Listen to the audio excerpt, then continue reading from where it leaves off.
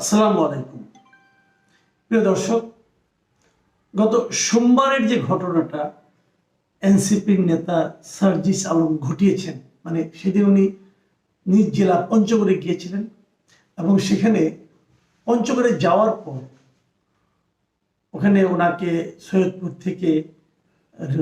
বিমানবন্দর থেকে ওনাকে নিয়ে যাওয়ার জন্য প্রায় শতাধিক গাড়ির যে বহর এসেছিল, সেই বহর নিয়ে বেশ কথা হয়েছে। আমি নিজেও একটা কন্টেন্ট সেদিনই করেছিলাম এবং সেখানে আমিও কিছু প্রশ্ন করেছিলাম এবং পঞ্চগড়ে পৌঁছার পর সার্জিস আলম বলেছিলেন যে আমার যদি কোনো ভুল হয় আপনারা শুধরে দেবেন। তো আমিও সেরকম ভুলগুলি আমার মতো করে দেখিয়ে দেওয়ার চেষ্টা করেছিলাম। ভেবেছিলাম উনি শুধরে যাবেন কি যাবেন না আমি জানি না, বাট আমি আমার মতো আমার দায়িত্বটা পালন করেছিলাম। এরপরে আমরা দেখলাম যে এটা নিয়ে নানা ধরনের প্রতিক্রিয়া। সব প্রতিক্রিয়া দিকে আমি তাকাতে চাইও না। যে প্রতিক্রিয়াটা আমার জন্য মোটামুটি একটু গুরুত্বপূর্ণ মনে হয়েছে সেটা হলো তারই দলের আরেকজন নেতা ডক্টর তাসনিম জারা। তিনি পেশায় চিকিৎসক, একজন বিদেশে অনেকদিন ছিলেন। তিনি জ্যেষ্ঠ যুগ্ম সদস্য সচিব এই এনসিপি। আমাদের সার্জিস আলম হলেন উত্তরাঞ্চলের সংগঠক।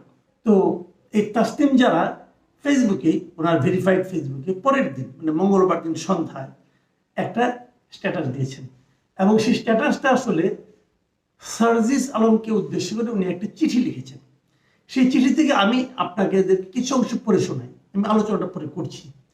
এই চিঠিতে উনি লিখেছেন, আমি হুবহু পড়ছি। আমি এই চিঠিটি লিখছি আমাদের দলের একজন রাজনৈতিক কর্মী হিসাবে, দলের নীতিগত অবস্থান ও স্বচ্ছতার প্রশ্ন থেকে। সম্প্রতি তোমার নিজ জেলায় শতাধিক গাড়ির একটি বড় বহর নিয়ে প্রবেশ করায় জনগণের মনে যৌক্তিকভাবে কিছু প্রশ্ন তৈরি হয়েছে। তারপর উনি লিখেছেন যে তুমি কিছুদিন আগেই প্রকাশ্যে বলেছিলে কোট আনকোট কোট যে আমার আসলে এই মুহূর্তে কোনো টাকা নাই, ধার করে চলতেছি, এটাই হচ্ছে রিয়েলিটি, আমার পকেটে মানি ব্যাগও নাই আনকোট। এই চিঠিটা কিন্তু এই কথাটা কিন্তু আসলেই সার্জিস বলেছিলেন। আপনাদের বিশ্বাস না হয় আমার কাছে এর মধ্যে কিছু ভিডিও চলে এসেছে, আমি ভিডিও থেকে আপনাদের বরং সেটা একটু দেখাচ্ছি। আপনারা এই ছোট্ট একটা ভিডিও আপনারা একটু দেখুন। এটাই হচ্ছে রিয়েলিটি যে আপনি আমাদের যারা সমন্বয় বলে যাদেরকে চিনেন তাদের পকেটে হাত দিলে কখনো 2-3 হাজার টাকাও পাবেন না, আমার পকেটে মানি ব্যাগও নাই, কিন্তু আপনি এটা বলতে পারতেছেন না কারণ মানুষ বিশ্বাস করে না। ভিডিওটা দেখলেন, এটা দেখে নিশ্চয়ই আপনি বুঝতে পারছেন যে উনি এই ধরনের কথা বলেছেন। তো তারপর এই তাসনিম যারা আরো লিখেছেন যে তোমার এই সাদাসিধে জীবনযাত্রার কথা আমাদেরকে অভিভূত করেছিল এবং জনগণের কাছে আমাদের সংগ্রামকে আরো গ্রহণযোগ্য করেছে। এটা উনি সার্জিসকে বলেছেন। তারপরে উনি ফিনিশিংয়ে বলেছেন, আমি আরেকটা মাঝখানে একটা পারা স্কিপ করে গেলাম। ফিনিশিংয়ে বলেছেন, আমি আশা করি বিষয়টি তুমি আন্তরিকতার সাথে বিবেচনা করবে এবং জনগণের সামনে একটি গ্রহণযোগ্য ও পরিষ্কার ব্যাখ্যা তুলে ধরবে। এতে জনগণের কাছে দলের ভাবমূর্তি আরো শক্তিশালী হবে বলেই আমার বিশ্বাস। তাসনিম জারার এই চিঠিটা পড়ে আমার যেটা মনে হয়েছিল যে উনি কিন্তু একটা খুব গুরুত্বপূর্ণ দায়িত্ব পালন করেছেন। যে উনি ওনার দলের একজন, ওনার জুনিয়র একজন ব্যক্তিকে, দলের ছোট ভাইয়ের মতো মনে হলো যেটা, ওনার কথা শুনে তাকে উনি জিনিসটা ক্লিয়ার করতে বলেছেন। খুব ভালো কথা। আমি এই সঙ্গে তাসনিম জারার একটু প্রশংসাও করছি, আবার তাসনিম জারাকে আমি এই প্রশ্নটাও করতে চাই। আপনি যে কথাটা সার্জিসকে বলেছেন সেই কথাটাকে আপনি আপনার দলের শীর্ষ নেতৃবৃন্দকে বলেছেন? তাদেরও তো এরকম 2-3টে কাজ আমাদের কাছে সন্দেহের উদ্রেক করেছে, আমাদের মনে প্রশ্ন জাগিয়েছে। যেমন ওনারা যখন সেখানে আপনিও ছিলেন, প্রথম যে সমাবেশটা ওনারা করেছেন যে আপনার এই সংসদ ভবনের সামনে বিশাল একটা জাঁকজমকপূর্ণ সমাবেশ, সেই সমাবেশের খরচটা কত হয়েছিল ভাই? এবং সেই খরচের টাকাটা কে দিয়েছিল আপনাদেরকে? তার কোনো হিসাব কি আপনি জনগণকে দিয়েছেন? আমরা তো দেখিনি। তো তখন কি আপনার নেতৃবৃন্দকে আপনি প্রশ্নটা করেছেন যে জনগণের মনে এই ধরনের একটা প্রশ্ন আসতে পারে? জনগণের কাছে দলের ভাবমূর্তিকে আরো শক্তিশালী করার জন্য আমাদের এই হিসেবের ব্যাপারটা পরিষ্কার করা দরকার। কত টাকা তুলেছেন, কত টাকা পেয়েছেন, কত টাকা খরচ করেছেন, কত টাকা আরো আছে, নাকি অপচয় করেছেন, নাকি চুরি করেছেন, এই হিসেবগুলিকে আপনি চেয়েছিলেন? একই রকম প্রশ্ন আমি আবারও করতে চাই যে আপনারা যে ইফতার পার্টিটা করলেন হোটেল ইন্টারকন্টিনেন্টালে, প্রায় ১,৫০০ লোকের ইফতার পার্টি, সেখানেও তো প্রচুর খরচ হয়েছিল, সেই টাকাটাও বা কোথেকে এসেছিল? আমি যদি বলি এই দুটো খরচের কোনো হিসেব আপনারা দেননি বলে জনগণের কাছে, স্যার যদি ভেবেছে এভাবে খরচ করা যায়, কাজেই সে করেছে, এটাও তো হতে পারে।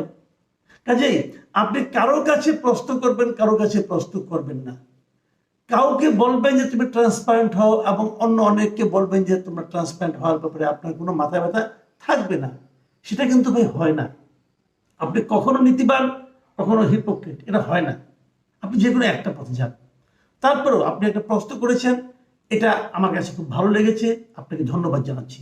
এখন আমি পরের প্রসঙ্গে আসি। ঠিক পরের দিনে কিন্তু আমাদের সার্জিস আলম, উনি তো ছেড়ে দেওয়ার পাত্র নয়, উনি এর একটা জবাব দিয়ে দিয়েছেন এবং বিশাল জবাব। এই জবাবটাই হলো আমার কাছে সবচেয়ে ইন্টারেস্টিং মনে হয়েছে, এই জন্য আপনাদের সঙ্গে শেয়ার করছি। উনি জবাবটা কি দিয়েছেন দেখুন।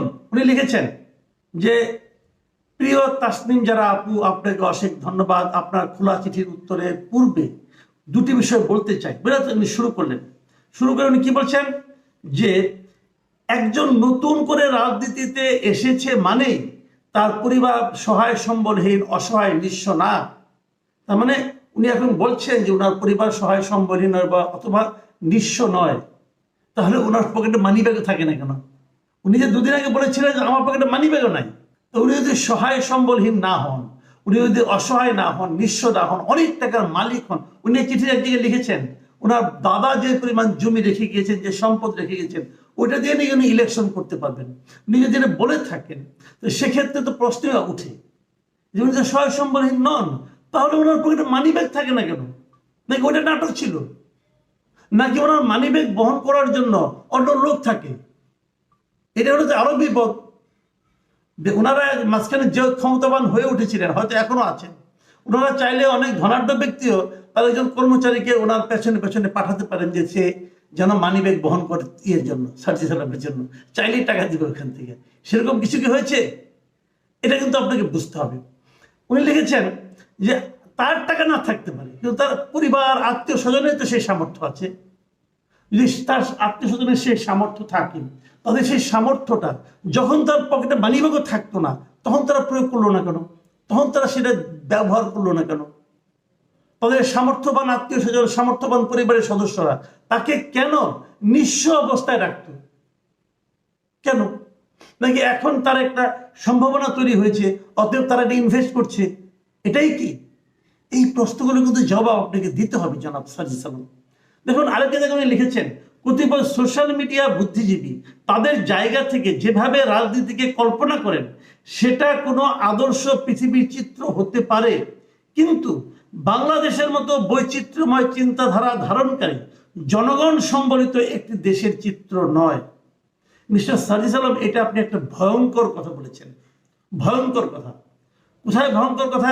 আপনি বলতে চাচ্ছেন যে বাংলাদেশের মতো বৈচিত্র্যময় চিন্তাধারার ধারণকারী জনগণ সম্বলিত একটা দেশের চিত্র এটা না।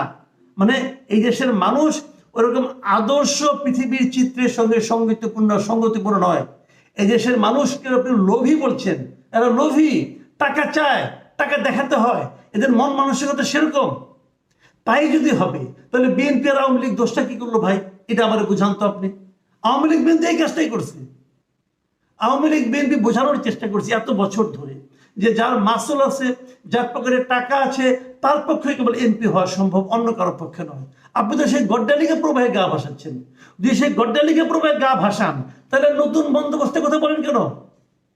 কেন বলেন?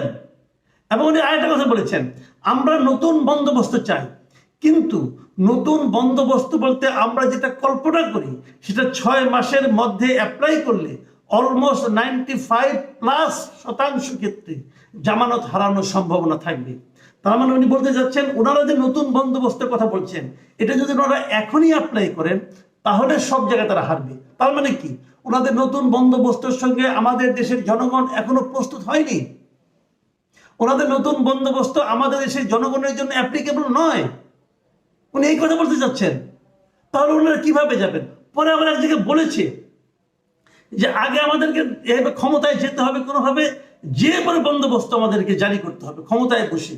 তার মানে আপনি উপরে থেকে চাপিয়ে দেবেন একটা বন্দোবস্ত। আপনি জনগণ যা কিছুই করবেন, আমি কি বলতে চাচ্ছি, আমার বক্তব্যটা কি, আপনি যা কিছুই করবেন জনগণকে সঙ্গে নিয়ে করবেন। আপনি যখন আমাকে খাওয়াবেন বলবেন তোমাকে আমি পান্তা ভাত খাওয়াবো বলে আমাকে পান্তা ভাত দেবেন, কিন্তু আমাকে আপনি বিরিয়ানির লোভ দেখিয়ে পরে পান্তা ভাত খাওয়াবেন, সেটা হবে না ভাই। আপনি সেটা বলতে যাচ্ছেন যে আপনাদের নতুন বন্দোবস্তের সঙ্গে এই দেশের মানুষ এখনো প্রস্তুত হয়নি গ্রহণ করার জন্য, কাজে সেভাবে অগ্রসর হলে আমরা হারবো। কাজে আমরা পুরাতন বন্দোবস্তের মধ্যে থাকবো, থেকে ক্ষমতায় যাব, যে তারপরে নতুন বন্দোবস্ত চাপাইয়ে দেব। ভাই পাইছেন নাকি? মগের মূল্য পাইছেন? পৃথিবীর কোথাও এটা হয় না। এবং যারা এটা করতে চায় তাদেরকে জনগণ ফ্যাসিবাদী শাসক হিসেবে বলে। আপনারা তো এক ফ্যাসিবাদীকে তাড়িয়েছেন, আপনারা তো আরো বড় ফ্যাসিবাদী মনে হচ্ছে আমার কাছে। কি বলেন? আবার দেখেন কি লিখেছেন, আমি আরেকটা জায়গায় পড়ি, ফেসবুকের রাজনীতি আর মাঠের রাজনীতি এক নয়। আপনার প্রতিপক্ষের সাথে লড়াই করার জনবল এবং সামর্থ্য আপনার যদি না থাকে কিংবা আপনি দেখাতে না পারেন তাহলে মাঠের রাজনীতিতে দাঁড়ানো সম্ভব নয়। তারপর আবার লিখেছেন যে মানুষ স্বভাবতই ক্ষমতামুখী। কি ভয়ঙ্কর কথা রে ভাই! এই ছোট ছোট বাচ্চারা এগুলি কি শিখেছে, কি শিখেছে? আমি শুনলাম সার্জিস আলম নাকি প্রিলিমিনারিতে পাস করছে বিসিএস। ভাই আপনার উচিত ছিল প্রিলিমিনারিতে পাস করেছেন, এখন রিটেন পরীক্ষাটা দেন, ভাই যান, 5-7 বার ভাই ফেল মারেন, তারপরে আপনি কোনো একটা পাবেন, কোনো একটা প্রশাসনের কর্মকর্তা হতে পারবেন। আর এখানে আপনি মন্ত্রী হতে যাচ্ছেন, এত শর্টকাট পথে চলে গেছেন আপনারা। আপনাদের জন্য আমরা কি আশা করেছিলাম যে আপনারা হবেন নির্লোভ ব্যক্তি, আর এই আপনাদের নমুনা। তো এই যে কথাগুলো উনি বললেন, এই কথাগুলির মানে আমি খুবই হতাশ হলাম ওনাদের কথা থেকে, যে এইগুলি কেন। আবার দেখেন চাঁদাবাজি সম্পর্কে উনি কি বলছেন, যে আমরা তো অনেকেই চাঁদাবাজি, দখলদারিত্ব, মামলা বাণিজ্য, হয়রানি এসবের বিরুদ্ধে কথা বলতে বলতে মুখে ফেনা তুলে ফেললাম, কিন্তু এই অভ্যুত্থানেরই আরেকটি অংশ আবার ওই একই কাজগুলো করছে। আটকাতে পেরেছেন কি? সবচেয়ে গুরুত্বপূর্ণ বিষয় হচ্ছে তাদের বিরুদ্ধে আমরা আপনারা অনেকে কথাও বলতে পারছি না, আবার বললেও তারা সে কথাকে কানে নেয় না। তারা কানে নেয় না, ঠিক আছে, আপনি বলতে পারছেন না কেন? আপনি স্বৈরাচারী হাসিনার বিরুদ্ধে বলতে পারলেন, আপনি আপনাদের সহকর্মী যারা নাকি আন্দোলন করেছে তাদের চাঁদাবাজি অথবা অন্যায়ের বিরুদ্ধে বলতে পারছেন না কেন? তার মানে এখানে আপনি আপোষ করেছেন, এবং তারপর আবার বলছেন যে আপনাদের একটা অংশ করছে, তা কারা করছে তাদের জনগণের সামনে এক্সপোজ করেন না কেন? কি বলতে চান আপনারা? আপনারা যা খুশি তাই করবেন, আর এই দেশের মানুষ সেটা মেনে নেবে? এত সোজা না রাজনীতি, এত সোজা না। নতুন কিছু করতে চাই, শব্দগুলো খুব সহজ, নতুন কিছু করতে চাই, 4টা মাত্র শব্দ, কিন্তু এটা বাস্তবায়ন করা 4 জীবনেও সম্ভব কিনা ভেবে দেখেন। অন্তত আপনাদের মতো মানুষের জন্য তো 100 জীবনেও সম্ভব না, যারা নাকি শুরুতেই গড্ডালিগা প্রবাহে গা ভাসানোর জন্য উঠে পড়ে লাগে। আপনি হিসাব করে বলে দিচ্ছেন যে গাড়ি 50টা নাকি আপনার আত্মীয় স্বজন নিয়ে আসছে। ভাই আপনার আত্মীয় স্বজনের ঠিকুজি অলরেডি আমরা পেয়ে গেছি। আপনার দাদার কত শতাংশ জমি ছিল, আপনার বাবার কত শতাংশ জমি আছে, আপনার কয় ভাই কয় বোন, আপনার ভাগে কতটুকু আছে, আপনার কোন আত্মীয়র কি আছে, সব ঠিকুজি এখন কেবল আমার কাছে না, এই পাবলিক ডোমেইনে এখন পাওয়া যাচ্ছে। আর নিজেকে জমিদার বলার চেষ্টা করেন না, আপনি জমিদার নন। আপনার টোটাল পঞ্চগড়েই জমিদার তো নাই, আপনি কিভাবে জমিদার করবেন? এইভাবে কথা বলবেন না, নিজেকে উন্নত ক্লাসে উঠানোর চেষ্টা করবেন না। মানুষের প্রতিনিধি হওয়ার জন্য জমিদার হওয়ার দরকার নাই, মানুষের প্রতিনিধি হলে ওই মাঠের মানুষ হওয়ার দরকার আছে। আমি খুবই হতাশ, সার্জিসকে নিয়ে হতাশ, সার্জিসের কথাবার্তা নিয়ে হতাশ, এবং সার্জিসের কথাবার্তা যাদের দিকে ইঙ্গিত করছে তাদেরকে নিয়ে হতাশ। প্রিয় দর্শক, আপনি হতাশ হবেন কি আশাবাদী হবেন সেটা আপনার ব্যাপার, আমি আমার কথা বললাম। ভালো থাকবেন আপনারা, আল্লাহ হাফিজ।